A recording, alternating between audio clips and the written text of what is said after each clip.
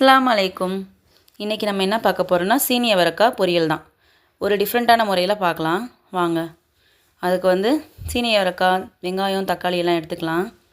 ஒரு வடைச்சட்டியில் எண்ணெய் ஊற்றி கடுகு, வெங்காயம், கருவேப்பிலை போட்டு நல்லா வதக்கிட்டு 2 தக்காளி போட்டுக்கலாம்.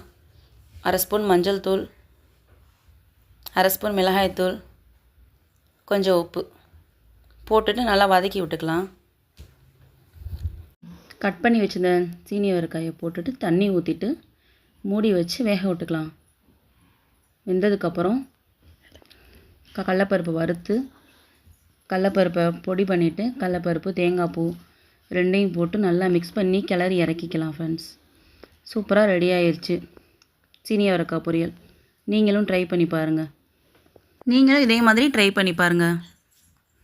எப்படி இருந்துச்சுன்னு கமெண்ட் பாக்ஸில் கமெண்ட் பண்ணுங்கள். இன்னொரு வீடியோவோட நாளைக்கு பார்க்கலாம். பாய்.